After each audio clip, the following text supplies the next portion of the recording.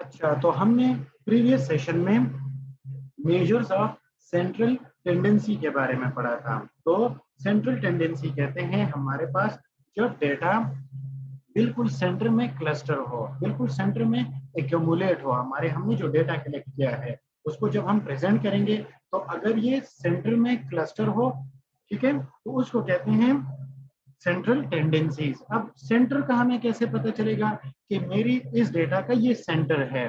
तो इसको मेजर करने के लिए तीन मेजर्स होते हैं, ठीक है, तीन मेजरमेंट्स होते हैं। मेजर्स ऑफ सेंट्रल टेंडेंसी तीन तरह से होता है, ठीक है, मीन, मीडियन, मॉड। अब मीन कहते हैं अरिथमेटिक एवरेज को ऑफ द गिवन डेटा, ठीक है। अरिथमेटिक एवरेज या फिर सिंपल एवरेज हम कैसे निकालते हैं? जब हमारे पास गिवन ऑब्जर्वेशन हो उसको हम सम अप कर ले, उसको हम जमा कर ले, और जो नंबर ऑफ ऑब्जर्वेशन होती है उनसे हम डिवाइड कर ले, तो उसको कहा जाता है मीन। फॉर एग्जाम्पल 1 2 3 4 5, ठीक है। इसका हम मीन कैसे निकालेंगे? जब हम इन तमाम ऑब्जर्वेशन को सम अप कर ले, जब हम इसको जमा कर ले। 1 + 2 3, 3 + 3 6, 6 + 4 10, 10 + 5 15, divided by number of observation कितनी है, टोटल ऑब्जर्वेशन कितनी है, 5 है। तो जब हम 15 को 5 से डिवाइड करेंगे आंसर आएगा 3, तो इस डेटा का मीन होगा 3, ठीक है। जो दूसरा हमारे पास मेजर होता है सेंट्रल टेंडेंसी का, उसको कहा जाता है मीडियन। मीडियन हमेशा होता है हमारी डेटा का मिड पॉइंट। कैलकुलेट करने से पहले या कंप्यूट करने से पहले हम सबसे पहले क्या करते हैं, डेटा को अरे करते हैं असेंडिंग ऑर्डर में, डेटा को अरेंज करते हैं हम असेंडिंग ऑर्डर में। स्मॉलेस्ट वैल्यू सबसे पहले, लार्जेस्ट वैल्यू सबसे आखिर में। फॉर्मूला इसके लिए होता है n+1 divided by 2, while n representing the number of observations. For example 1 2 3 4 5, ये तो ऑलरेडी अरे है, ठीक है। अब हमने क्या करना है, n+1 divided by 2, n number of observation है 5 + 1 6 डिवाइडेड बाई 2 3। तो इस डेटा में मेरे पास जो थर्ड ऑब्जर्वेशन होगी जो कि 3 है, ये इस डेटा का मीडियन है, ठीक है।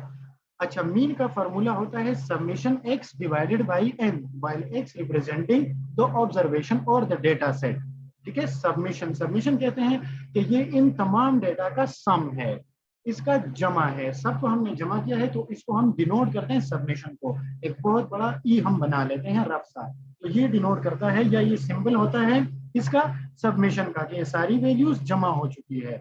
Submission x divided by n, और हम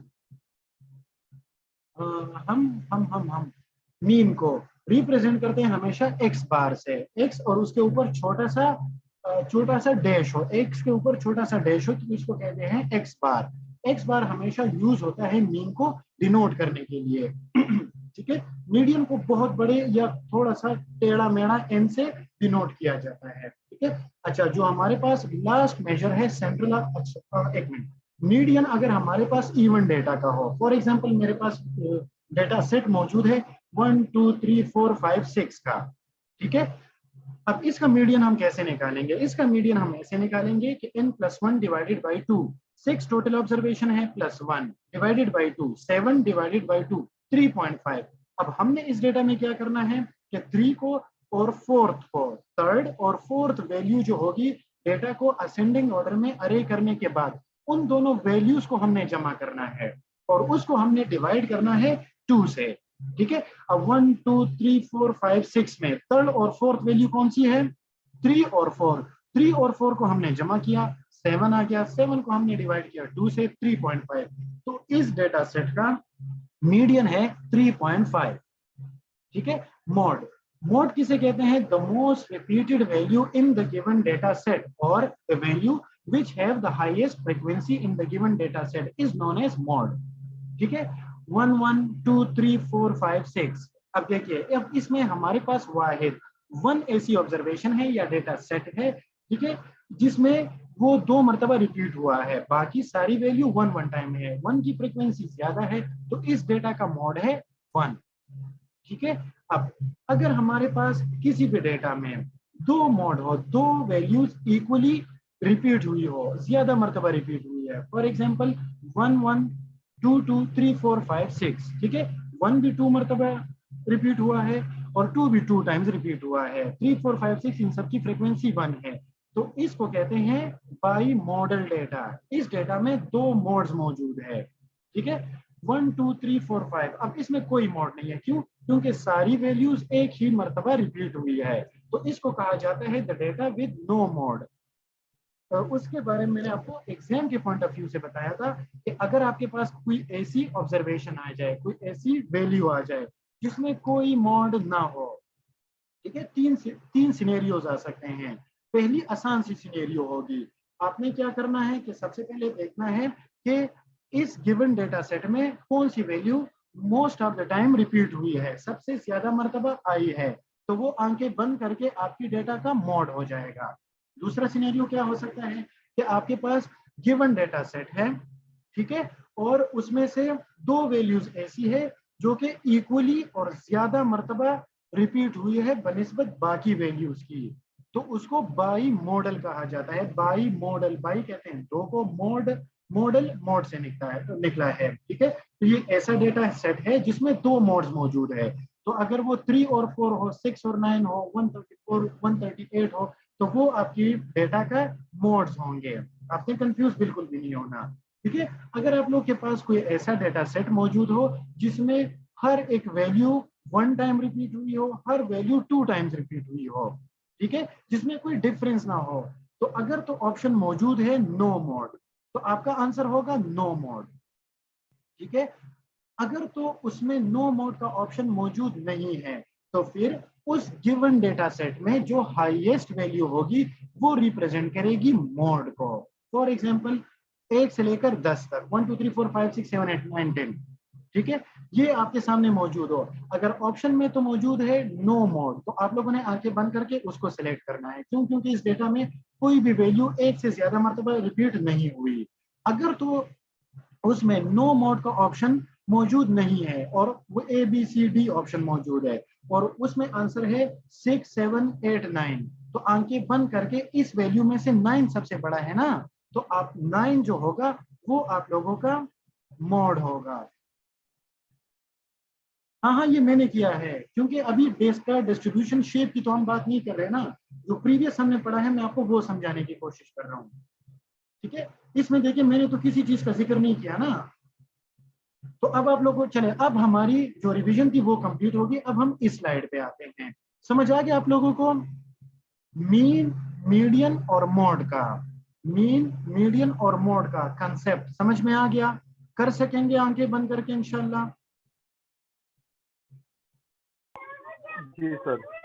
चलिए वेरी गुड, शाबाश। अभी भी किसी को कोई इशू हो तो बिल्कुल पूछ सकता है, मुझे रिपीट करने में कोई मसला नहीं होता, किसी भी किस्म का कोई इशू मुझे नहीं होता। जब मैं बायोकेमिस्ट्री के इतने बोरिंग कंसेप्ट वो मैं रिवाइज कर सकता हूँ, रिपीट करा सकता हूँ, तो ये तो मेरा अपना सब्जेक्ट है, ठीक है। आप लोगों ने बिल्कुल भी परेशान नहीं होना, बिल्कुल भी परेशान नहीं होना कि मैंने 1 मरतबा पूछ लिया, 2 मरतबा पूछ लिया, 3 मरतबा पूछ लिया तो सर बुरा मान जाएंगे या उनका दिल थक जाएगा, तो ऐसी कोई बात नहीं है, क्योंकि मेरा एक ही मकसद है, वो है कि जो सब्जेक्ट जो टॉपिक मैं पढ़ाऊँ वो स्टूडेंट्स को समझ आ जाए, ठीक है। मेरा सिर्फ और सिर्फ आप लोगों को समझाना मकसद है, उसके लिए मुझे 1 मरतबा कहना पड़े, 2 मरतबा रिपीट करना पड़े या मुझे 5 मरतबा रिपीट करना पड़े, मैं तैयार हूं, मुझे किसी किस्म का कोई इशू नहीं होता। मकसद एक है, आप लोगों को ये समझाना, ठीक है। तो ये बिल्कुल जहन से निकाल ले कि मुझे ये बुरा लगेगा, कुछ भी मुझे बुरा नहीं लगता इस पॉइंट ऑफ व्यू से, टीचिंग पॉइंट ऑफ व्यू से। हाँ, ये बार बार पूछेंगे कि हमारा रिजल्ट कब आएगा, नेक्स्ट इस सेमेस्टर का एग्जाम कब होगा, तो ये मैं 1 मरतबा बताता हूँ, उसके बाद फिर ये मुझे बोर करता है। आप समझ में आ गया? ये बात समझ में आ गई? जी सर। Very good. चलिए जी, आज अब हम आते हैं आज के सेशन पे। अच्छा देखिए, हमारे पास डेटा डिस्ट्रीब्यूशन शेप, अब देखिए ये जो शेप बनती है ना स्टूडेंट्स, ठीक है, तो ये कैसे बनती है?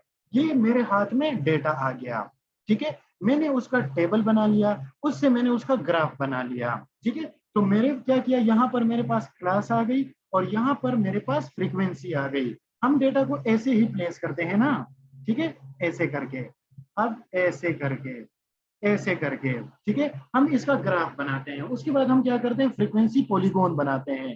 फ्रीक्वेंसी पॉलीगॉन हम कैसे बनाते हैं, प्रीवियस जो हमारा सेशन था, सेशन में हमारा जो यूनिट था उसमें मैंने आपको बताया था कि जो इंडिविजुअल बार होता है किसी भी ग्राफ में, चाहे वो बार ग्राफ हो लेकिन ज्यादातर हिस्टोग्राम में होता है, ठीक है, जिसमें कंटिन्यूस डेटा हो हमारे पास, तो उसके मिड लाइन पे हम छोटा सा डॉट बना लेते हैं, छोटा सा हम डॉट बना लेते हैं, उन डॉट्स को हम लिंक कर लेते हैं और जो बार्स होते हैं उसको हम मिटा देते हैं, तो हम हमारे पास इस तरह की शेप बनती है। तो बेसिकली क्या है, ये डेटा ही है, लेकिन मैंने इसको फ्रीक्वेंसी पॉलीगॉन की शक्ल में प्रेजेंट किया है, ठीक है। तो ये असल में क्या है, ये मेरे पास डेटा की प्रेजेंटेशन है, ये मेरे पास डेटा का फ्लो है। आप लोग कंफ्यूज ना हो कि ये शेप कहाँ से आई है, ये शेप आई है मेरे पास कहाँ से, जो डेटा मेरे पास था उसको मैंने ऑर्गेनाइज किया, उसके बाद मैंने उसको प्रेजेंट किया टेबुलर फॉर्म में, टेबुलर फॉर्म से मैंने इसको प्रेजेंट किया ग्राफ में।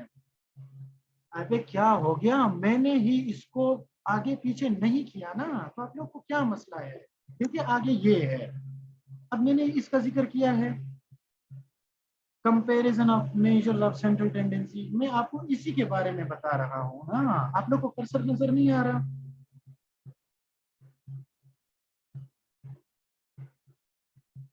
ठीक है। तो ये मेरे पास क्या है, ये मैंने डेटा को प्रेजेंट किया है, उसके बाद मैंने उसकी फ्रीक्वेंसी पॉलीगॉन बनाई है। फ्रीक्वेंसी पॉलीगॉन कब बनते हैं, जब ईच इंडिविजुअल जो बार होता है उसके मिड पॉइंट पे हम डॉट बना देते हैं, यहाँ पे मैंने डॉट बनाया, यहाँ पे बनाया है, यहाँ पे बनाया है, उसके बाद मैंने उनको लिंक किया है। जब मैं लिंक कर लूं और इससे ये वाले मिटा दूं तो डेटा अब मेरे पास ऐसे प्रेजेंट हो गया, ठीक है। तो ये शेप्स आती है मेरे पास डेटा प्रेजेंटेशन से, ग्राफ से मेरे पास आती है, इसलिए तो कहता हूँ कि इंडिविजुअल जो यूनिट है बायोस्टैटिस्टिक्स का, ये कोई बेकार नहीं है, ये हमारे काम आएगा, ठीक है। चलिए जी, अब हम ये स्टार्ट करते हैं डेटा डिस्ट्रीब्यूशन शेप। अब अगर हम सेंटर की बात करें, ठीक है, तो ये बिल्कुल नॉर्मली डिस्ट्रीब्यूटेड है, इसका सेंट्रल लाइन बिल्कुल टॉप है, लेफ्ट साइड पे और राइट साइड पे मेरे पास डेटा इक्वली डिस्ट्रीब्यूट है, ठीक है। इनकी स्प्रेड से पता चल रहा है मुझे, देखिए इनकी स्प्रेड से मुझे पता चल रहा है, इसको कहते हैं स्टैंडर्ड नॉर्मल कर्व, क्या कहते हैं इसको, या नॉर्मल कर्व इसको बोलते हैं, ठीक है। अच्छा, मिड पे जीरो होता है हमेशा, लेफ्ट साइड पे हमेशा नेगेटिव वैल्यूज होती है, राइट पे हमेशा पॉजिटिव वैल्यूज होती है, मिड हमेशा जीरो, नॉर्मल कंट्रोल सर्कमस्टांसेस में मिड इस डेटा का is equal to zero, left side zero के हमेशा हमेशा नेगेटिव वैल्यूज और राइट साइड पे हमेशा पॉजिटिव वैल्यूज, ये 0 +1 +2 +3, 0 -1 -2 और -3, ठीक है। अच्छा, अब देखिए ऐसी शेप कब बनती है, जब मेरे पास जो डेटा आया है उसका मीन, मीडियन और मॉड ये सेम हो, मेरे पास जब डेटा का मीन, मीडियन और मोड मैंने कैलकुलेट किया और वो सेम आए तो ऑटोमेटिकली नॉर्मल कर्व बनेगी, ठीक है। क्योंकि देखिए मोड सबसे ज्यादा repeated value, median middle value और मीन एवरेज, जब सब इस पॉइंट पे लाए करें तो जो कर्व बनती है उसको कहते हैं नॉर्मल कर्व, ठीक है। कर्व, ये कर्व है ना, कर्व तिरछे को कहते हैं, तिरछी लाइन को, ठीक है, कर्व तिरछा, तिरछा होना, तो ये क्या है, ये नॉर्मल कर्व है, ठीक है। इसमें किसी किस्म का कोई स्क्यूनेस नहीं है, किसी किस्म का कोई टेढ़ापन नहीं है, और स्क्यूनेस टेढ़ापन नहीं, झुकाव को कहते हैं, इसमें किसी किस्म का झुकाव नहीं है, क्यों क्योंकि इस पॉइंट से लेफ्ट साइड पे और राइट साइड पे झुकाव बिल्कुल सेम है, ठीक है। अब देखिए लेफ्ट साइड पे आ जाए, अब अगर आप देखें तो आपके पास ये सेंट्रल पॉइंट है इस डेटा का, लेकिन आपके पास डेटा का झुकाव किस तरफ है, देखिए जरा, लेफ्ट साइड पे है ना, ठीक है। देखिए ज्यादातर यहां से लेकर राइट साइड पे इतना डेटा फॉल कर रहा है, जबकि लेफ्ट साइड पे इतना डेटा फॉल कर रहा है, तो इस डेटा का झुकाव किस तरफ है, पॉजिटिव साइड पे है या नेगेटिव साइड पे, मैंने आपको बता दिया कि ये 0 इसके लेफ्ट साइड पे नेगेटिव, -1, -2, -3, ये 0, इसके राइट साइड पे +1, +2, +3। ठीक है, तो इसमें डेटा का ज्यादातर जो झुकाव है ये किस तरफ हमें नजर आ रहा है, ज्यादातर डेटा किस तरफ फॉल कर रहा है, लेफ्ट साइड पे या राइट साइड पे। देखिए ये इसका दरमियान है। हाँ बताएं, शाबाश। सर लेफ्ट साइड पे, नेगेटिव साइड पे। वेरी गुड, शाबाश। इसको कहते हैं रूल ऑफ थंब। ठीक है, आप इस डेटा के सामने, जो बिल्कुल सामने आपको ये वाली मिड पॉइंट नजर आ रही है ना, ठीक है, इसके सामने लेफ्ट वाली थंब अप कर लें। ठीक है, जैसे थंब अप करते हैं ना व्हाट्सएप पे हम भेजते हैं। ठीक है, तो अब देखिए डेटा ज्यादातर किस तरफ फॉल कर रहा है, लेफ्ट साइड पे। तो आप थंब को ऐसे करेंगे, ऐसे करेंगे। ठीक है, तो इसको कहते हैं नेगेटिवली स्क्यूड डेटा। इसको क्या कहते हैं, नेगेटिवली स्क्यूड डेटा। ठीक है, राइट साइड पे आ जाएं। अब देखिए इस साइड पे डेटा का झुकाव आपको किस तरफ नजर आ रहा है। देखिए ये आपका हो गया 0, ठीक है, ये हो गया माइनस साइड या नेगेटिव साइड, ये हो गई पॉजिटिव साइड। तो नेगेटिव साइड पे इतना डेटा फॉल कर रहा है, on the other hand right side पे या पॉजिटिव साइड पे इतना डेटा फॉल कर रहा है। ठीक है, तो इसमें डेटा का झुकाव, डेटा का फैलाव किस तरफ है, राइट साइड पे है। और राइट साइड कौन सी साइड डिपिक्ट करती है, पॉजिटिव। तो ये कौन सा डेटा है, ये पॉजिटिवली स्क्यूड डेटा है। अगेन थम्स अप करें, ठीक है, और इसको इस तरफ लेके जाएं, थम्स अप करें और इस तरफ लेके जाएं। इसको कहते हैं रूल ऑफ थंब। ये इसके लिए रूल ऑफ थंब है। दरमियान में करेंगे किसी तरफ आपका थंब नहीं जाएगा। तो जब ये राइट साइड पे जाता है तो इसको कहते हैं पॉजिटिवली स्क्यूड डेटा। क्या कहते हैं इसको, पॉजिटिवली स्क्यूड डेटा। क्यों, क्योंकि ज्यादातर डेटा फॉल कर रहा है, ठीक है, राइट साइड पे।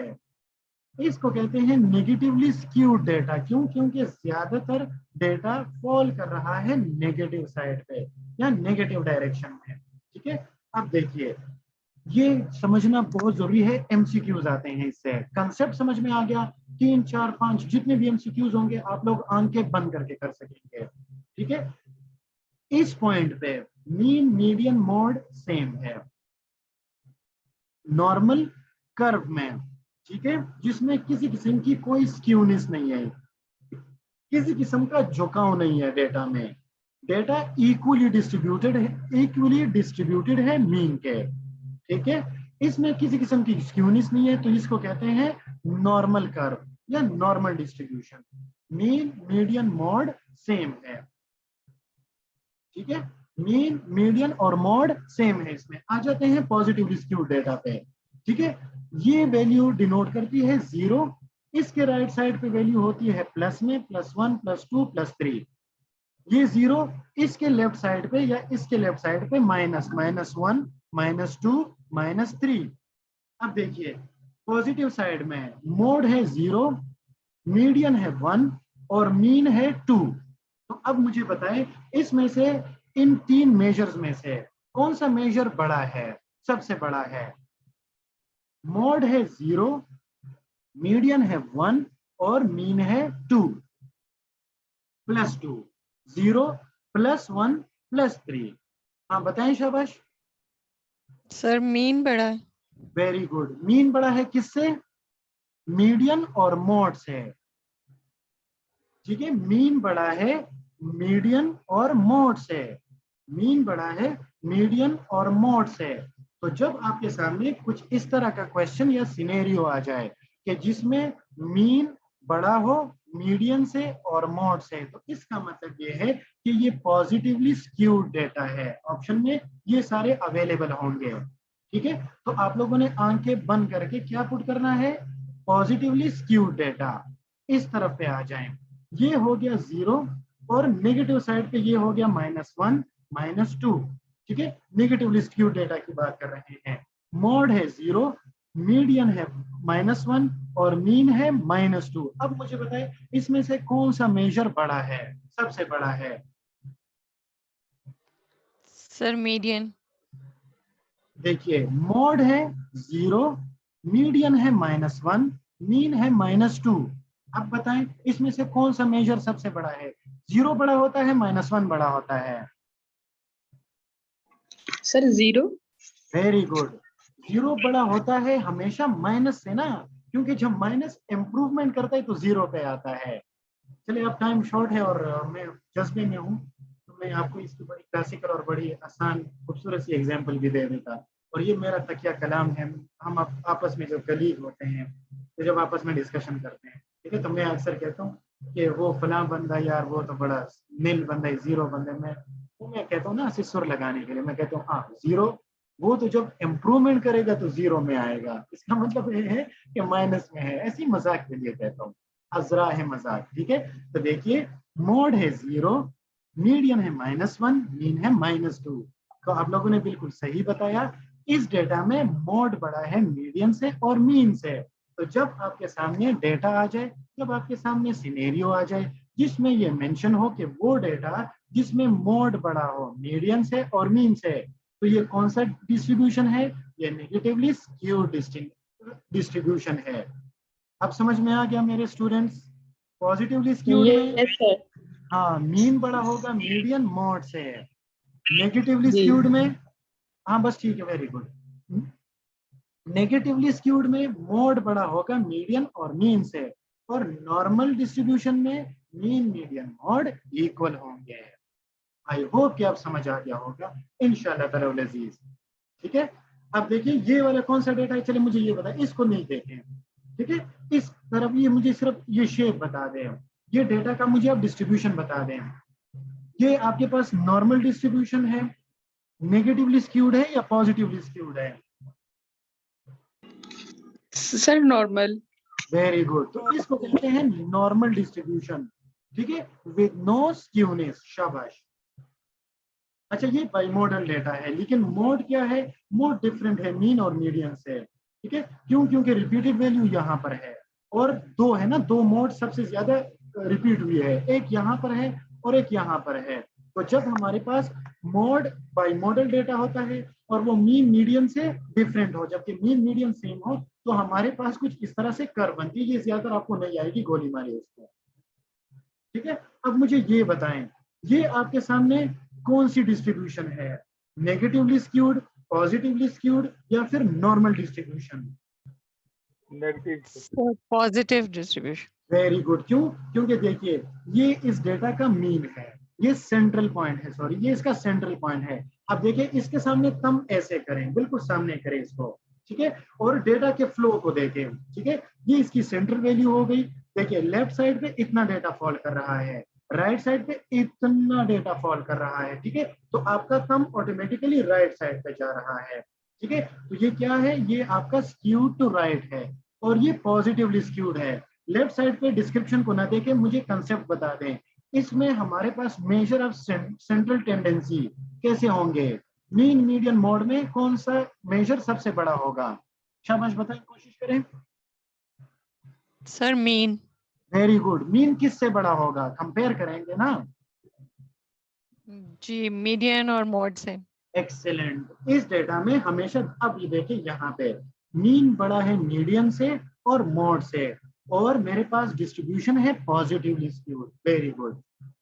अब आ जाते हैं, डिस्क्रिप्शन को ना देखें, लेफ्ट साइड पे ना देखें, सिर्फ इसको देखें, इसको देखें, ठीक है। देखिए, ये मेरे पास डेटा की सेंट्रल वैल्यू है। राइट साइड पे इतना डेटा फॉल कर रहा है, लेफ्ट साइड पे इतना डेटा फॉल कर रहा है, ठीक है। मैंने क्या किया? इसके सामने थंब किया, बिल्कुल सेंटर पे। तो किस तरफ जा रहा है? लेफ्ट साइड पे जा रहा है, ठीक है। तो जब लेफ्ट साइड पे जाता है, डेटा फॉल करता है सेंट्रल वैल्यू के लेफ्ट साइड पे, तो इसको हम कैसी क्या कहते हैं? नॉर्मली डिस्ट्रीब्यूटेड होगा, नेगेटिवली स्क्यूड होगा या पॉजिटिवली स्क्यूड होगा? शाबाश बताएं। एक्सीलेंट, ये नेगेटिवली स्क्यूड होगा। अब देखिए, मोड इसमें यहाँ पर है, मीडियन यहाँ पर है और मीन यहाँ पर है, तो कौन सा मेजर बड़ा होगा इसमें? बताएं, शाबाश। सर मोड बड़ा होगा। Very good. मीडियन और मीडियन मीन और और मीन। देखिए, स्टैटिस्टिक्स में ना, ये तो हम कैलकुलेशन के लिए करते हैं, हम जो भी बात करते हैं हम कैलकुलेटेड बात करते हैं, ठीक है। हम डिस्क्रिप्शन की तरह, एपिडेमियोलॉजी की तरह, या फिर बाकी जो सब्जेक्ट्स होते हैं बायोकेमिस्ट्री की तरह, उसकी तरह हम अपने आप से बातें नहीं करते हैं, ठीक है। बड़ा है तो किस चीज से बड़ा है इन कंपैरिजन, ठीक है। मीन बड़ा है, भाई क्या बड़ा है, मीन बड़ा है, किससे बड़ा है इन कंपैरिजन? तो इसमें मोड बड़ा होता है मीडियन से और मीन से। पॉजिटिवली स्क्यूड में मीन बड़ा होता है मीडियन से और मोड से। कंसेप्ट में अगर आप लोग को समझ आ गया तो फिर एग्जाम में या फिर जब आप एनालिसिस करेंगे इंशाअल्लाह आपका डेटा ऐसे फ्लो करेगा तो आपको ऑटोमेटिकली पता चल जाएगा कि इसमें ये पॉजिटिवली स्क्यूड है, मीन इसमें बड़ा है मीडियन मोड से। ठीक है, जब डेटा ऐसे आ जाए आप इसकी बिल्कुल डिस्ट्रीब्यूशन को, शेप को देखकर बता देंगे कि ये नेगेटिवली स्क्यूड है, मोड बड़ा है मीडियन और मीन से। फिर एग्जामिनर चाहे इस क्वेश्चन को जैसे भी आपको घुमा फिरा कर दे दें, चाहे वो आपको डेटा दे दे आपके सामने, चाहे वो आपको मीन मीडियन मोड की वैल्यूज दे दें, चाहे आपको वो इसकी शेप दे दें, रूल ऑफ थंब याद होगा। ठीक है, मीन मीडियन मोड याद होंगे। ठीक है, कंसेप्ट याद होगा तो यकीन करें जिस तरह से भी आपको घुमा फिरा लेना आप लोग गलत नहीं हो सकते और गलत नहीं होंगे ना इंशाल्लाह। मैं उम्मीद रखूं ऐसा कि आपको लोग जैसे भी घुमाएंगे फिराएंगे कंसेप्ट आपको क्लियर रहेगा, उम्मीद रखूं ऐसा।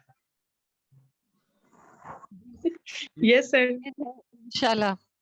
चले, हंसने से तो पता चल रहा है कि थोड़ा सा चैलेंजिंग लग रहा है, कोई बात नहीं ना, पहली मर्तबा पढ़ रहे हैं।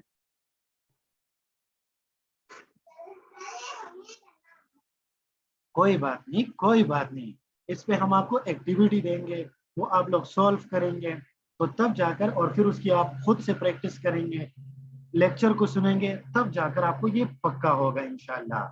फर्स्ट अटेम्प्ट में इतना समझ में आ गया तो ये मेरे लिए बहुत है। ठीक है, चले जी, ये क्या क्या थोड़ा सा समराइज किया गया है। Mode most frequently value, nominal ordinal के लिए हम यूज करते हैं, सम टाइम क्वांटिटेटिव डेटा के लिए भी यूज करते हैं, इंटरवल रेशो के लिए।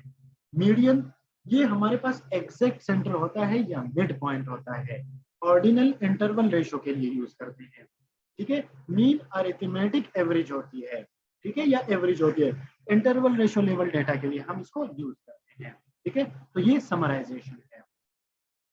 अच्छा, इसके फायदे क्या हैं? ठीक है, मीन का फायदा ये है जब हमारे पास सिमेट्रिकल डिस्ट्रीब्यूशन हो। सिमेट्रिकल मीन्स जब नॉर्मल डिस्ट्रीब्यूशन हो, जब डेटा का फ्लो राइट और लेफ्ट, पॉजिटिव और नेगेटिव साइड पे सेम हो, इसको कहते हैं सिमेट्रिकल। सिमेट्रिकल कहते हैं एक जैसे को। सिमेट्रिकल फेस, नोज के दोनों साइड पे इक्वल। ठीक है, सिमेट्रिकल एक जैसा दोनों साइड पे, right left negative positive pay एक तरह का डेटा।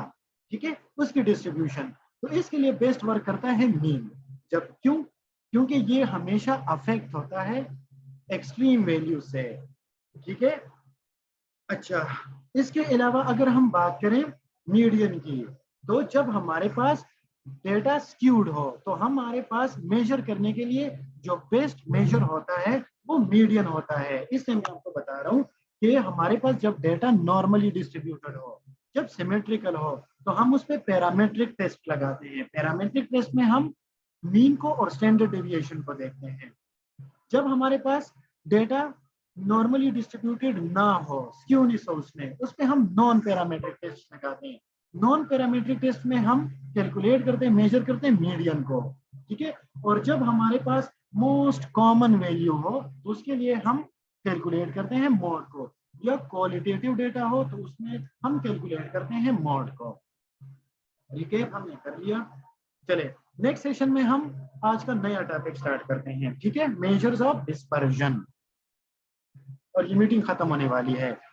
बस मुझे 2 मिनट दे दें, मैं आता हूँ। ठीक है, 2 मिनट के बाद, एग्जैक्टली 2 या 3 मिनट के बाद आप लोग लिंक ज्वाइन कर लें। 2 या 3 मिनट के बाद ये खुद खत्म हो जाएगा।